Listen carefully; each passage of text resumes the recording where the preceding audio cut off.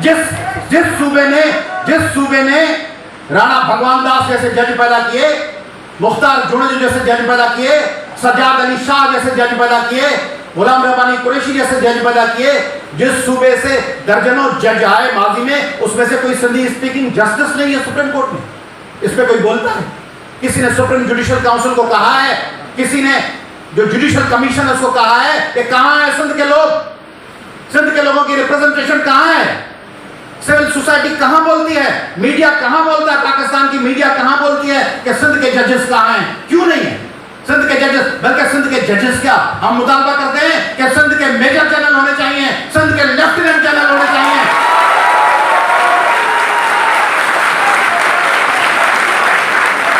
अदलिया हमारी है, उस अदलिया में हम होने चाहिए।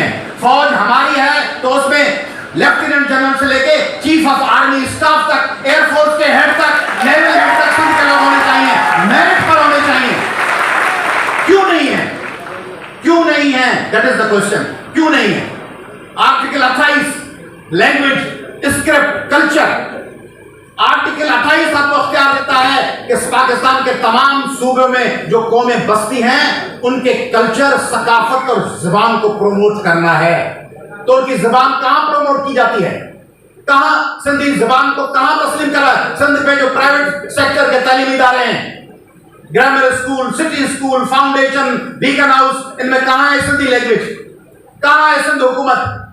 क्यों सिंध हुकूमत को आर्टिकल 28 याद नहीं है कि उनको कहा जाए कि सिंधी कंपलसरी पढ़ाएं, बलोची बलोचिस्तान में कंपलसरी पढ़ाएं, पंजाबी पंजाब में कंपलसरी पढ़ाएं, पश्तो केपीके में कंपलसरी पढ़ाएं? कहां है प्रोविंशियल गवर्नमेंट्स?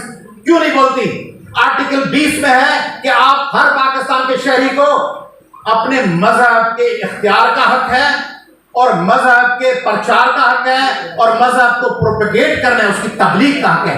आपने हक दिया है क्रिश्चियंस को, हिंदुओं को, सिखों को, पारसियों को कि वो अपना हक एक्सरसाइज करें, वो तबलीग करें। उनके मंदिरों पर, उनके चर्चेस पे तो हमले होते हैं, उनको तो जला दिया जाता है, उनको तो अगवा करके किराएदार नाराज हो जाए मालिक मकान से तो उस पर मजहब की तौहीन का इल्जाम लगा।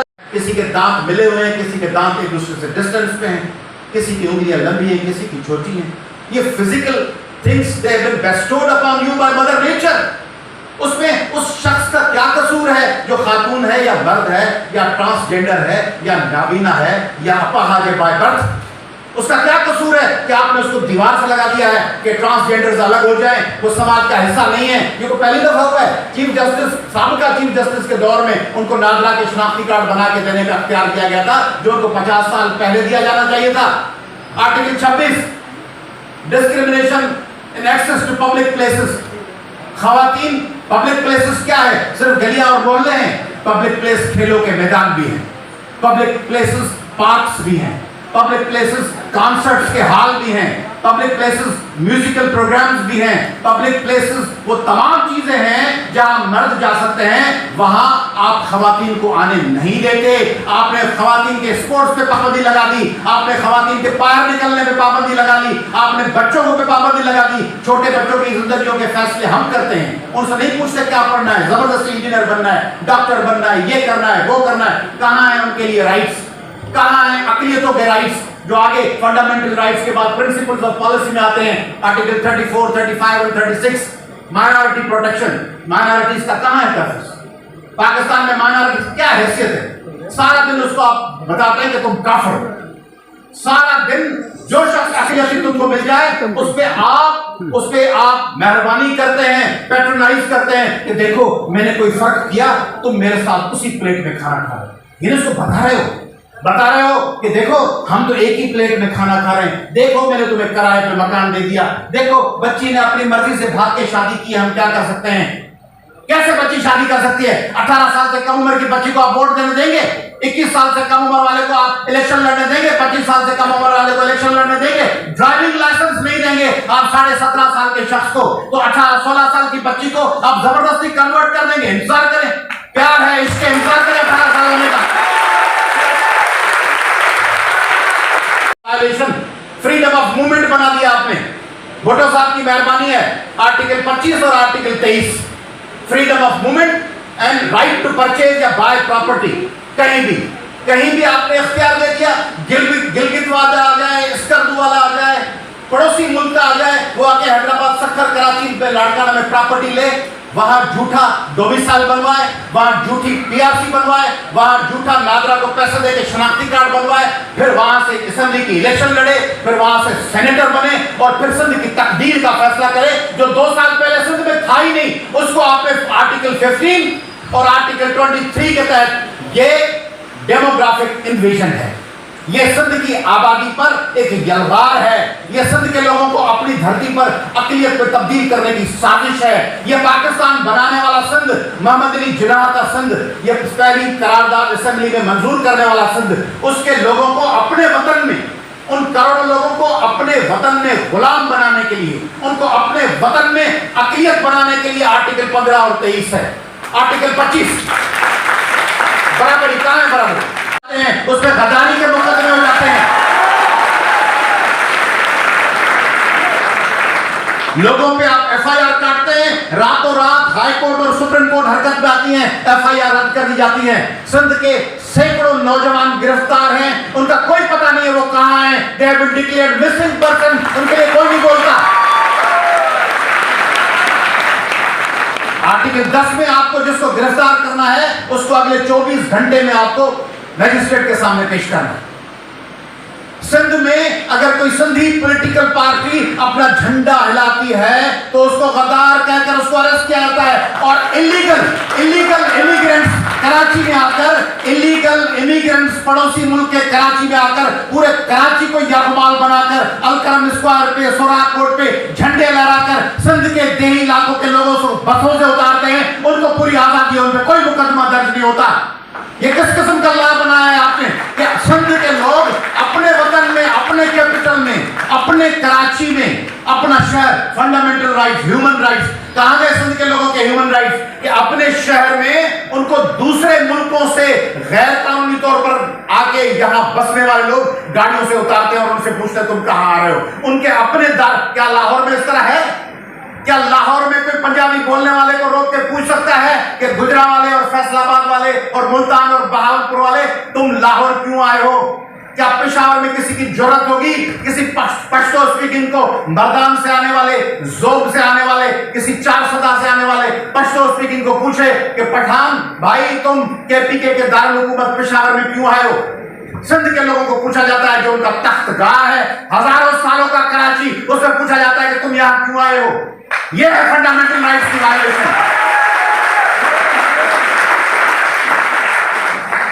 आर्टिकल 12 और 13, आर्टिकल 13 डबल पनिशमेंट, उसमें एक बी क्लास है, उसमें लिखा हुआ है किसी शख्स को अपने खिलाफ गवाह बनने के लिए मजबूर नहीं किया जाएगा, यानी तशद्दुद नहीं किया जाएगा, टार्चर करके उसको मारा नहीं जाएगा कि तुम खुद कहो मैंने जुर्म किया है। हर रोज सिंध के हर थाने में अगर बेटा गिरफ्तार नहीं हो पाया, उसके बाप को पकड़ के, बूढ़े बाप को, उसकी मां को पकड़कर, उसको बालों से पकड़कर, अभी आपने देखा है टीचर्स को किस तरह कराची में बालों से पकड़ के घसीटा जा रहा है, उनको पीटा जा रहा है। यह सिंध हुकूमत के होते हुए कराची के रास्तों पर सिंध के टीचर्स को पकड़ के उन पर एफआईआर काटी जा रही है। यह है वायलेशन फंडामेंटल राइट्स की।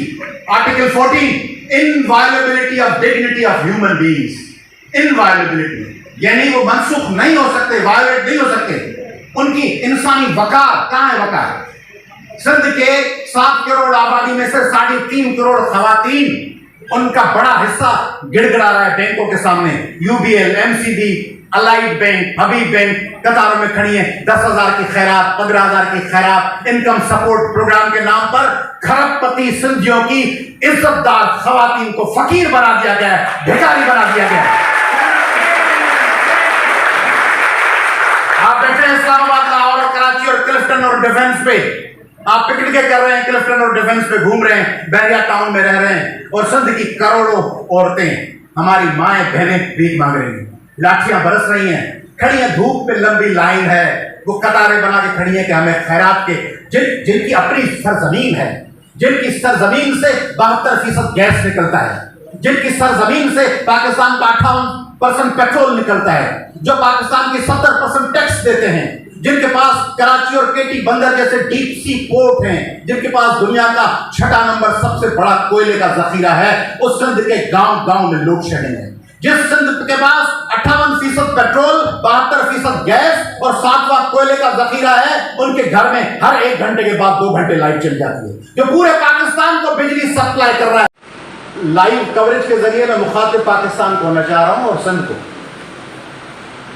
انسانی حقوق انٹرنیشنل کانسیپٹ ہے انسانی حقوق کا، life, Liberty and pursuit of happiness, زندگی، آزادی اور خوشیوں کی تلاش کا حق۔ خوشیوں کی تلاش سب سے کم توجہ ہے اس رائٹ پہ۔ لائف ہے زندہ رہو، ایڑیاں رگڑتے رہو، سسکتے رہو، تڑپتے رہو، مگر زندہ ہو۔ بھیک مانگو، لائنوں میں لگو، ڈنڈے کھاؤ، غلاظتیں اٹھاؤ، ہر وقت آپ کے اوپر ظلم اور بربریت کا تلوار لٹکتا رہے، مگر زندہ رہو۔ آزاد بھی ہو، گاڑی کھاتے چلے جاؤ، کراچی چلے جاؤ، امپریس مارکیٹ، ناظم آباد، گلبرگ، لاہور، ڈی چوک، فلاں، ایف8 مرکز، گھومتے رہو، آزاد ہو۔ بھوکے ہو، ننگے ہو، پسند کے اختیار کا اظہار کا حق نہیں ہے، آزاد ہو۔ سب سے اہم ترین حق انسانوں کے لیے ہونا چاہیے پرسوٹ آف ہیپینس، خوشیوں کی تلاش کا، خوشیوں کے حصول کا حق، وہ کہاں ہے؟ وہ ہے نہیں۔ یہ جو آرٹیکلز میں نے آپ کو بتایا، آرٹیکل 9 سیکیورٹی، سب سے زیادہ لوگ قتل و غارت میں مرتے ہیں کیا؟ سوچیں آپ، پاکستان میں سب سے زیادہ لوگ قتل ہو کے مرتے ہیں کیا؟ اغوا ہو کے مرتے ہیں کیا؟ پاکستان میں سب سے زیادہ لوگ بھوک سے، بیماریوں سے، غربت سے، جہالت سے، ناخواندگی سے، کووڈ میں ہزاروں لوگ مر گئے، کم علم کی وجہ سے، احتیاط نہ کرنے کی وجہ سے، ہیپاٹائٹس میں لوگ سسک کے مر رہے ہیں، گٹروں والا پانی پی رہے ہیں۔ یہ گٹر والا پانی پلانا آپ کے آرٹیکل 9 کے سیکورٹی آف لائف کے حق کی خلاف ورزی۔ جو آپ کو گٹر والا پانی پلا رہا ہے وہ آپ کا قاتل ہے، وہ عام وہ اگنورنس نہیں ہے، وہ بیڈ گورننس نہیں ہے، وہ خون ہے۔ جو شخص آپ کو پسند کی شادی کا اختیار نہیں دیتا اور کسی بچی کی زبردستی شادی کروا دیتا ہے اور بقیہ پوری 40 سال، 25 سال، 50 سال زندگی وہ لڑکی چولہے کے گرد بیٹھی ہوئی اس ایک کمرے والے گھر میں پڑھی لکھی کمپیٹنٹ لڑکی تڑپتے تڑپتے پٹتے ذلیل ہوتے ہوئے گزار دیتی ہے، وہ بھی قتل ہے، وہ بھی آرٹیکل 9 کی خلاف ورزی ہے۔ یہ جو کے شاہ اور ٹھلے اور میہر اور جھڈو اور بدین کے لاکھوں لوگ بھیک مانگنے کے لیے، راشن کی بوری کے لیے، تھیلے کے لیے تڑپ رہے ہیں، بندوں پہ بیٹھ رہے ہیں، ان کی اس رائٹ کو کون وائلیٹ کر رہا ہے؟ سندھ حکومت، پاکستان حکومت اور یہ پورا نظام، یہ پاکستان کا پورا نظام جو سندھ ان کو سب سے زیادہ کنٹریبیوٹ کرتا ہے، اس سندھ کو بھوک اور افلاس سے اور غربت سے اور ایک نوالے کے لیے تڑپتے ہوئے مرنے دیا ہے۔ اس پورے نظام نے اسلام آباد سے لے کر کراچی تک سندھ کو مرنے کے لیے چھوڑ دیا گیا۔ یہ باتیں جو میں اردو میں کرنا چاہ رہا ہوں، سارے پاکستان کو بتانا چاہ رہا ہوں کہ سندھ ڈوبا ہوا ہے، سندھ مر رہا ہے، آپ فنڈامنٹل رائٹس کی بات کر رہے ہیں۔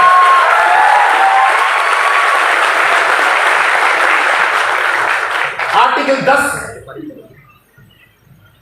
Protection against arrest and confinement and detention. آپ دیکھ رہے ہیں ہزاروں لوگ دوسرے صوبوں میں یا کبھی کبھار لاکھوں لوگ رستوں پہ نکل کے کہہ رہے ہیں، لے کے رہے ہیں آزادی، چھین کے لے گئے آزادی، مر کے لے گئے آزادی، ان پہ کوئی بغاوت کا مقدمہ نہیں ہو رہا۔ فنڈامنٹل رائٹس، پاکستان کا آئین، آرٹیکل 8 سے 28، laws inconsistent with fundamental rights would be void. 8 security, 9 10 trial, illegal arrest, confinement, fair trial, 11 forced slavery, forced labor, slavery, 12 retrospective punishment, 13 double punishment, 14 inviolability of dignity of man, 15 freedom of movement, freedom of association, assembly, etc., etc., etc.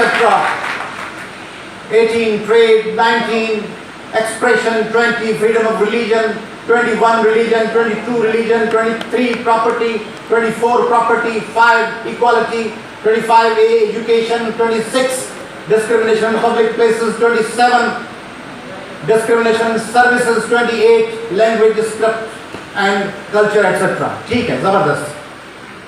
اب گڑبڑ کہاں ہے؟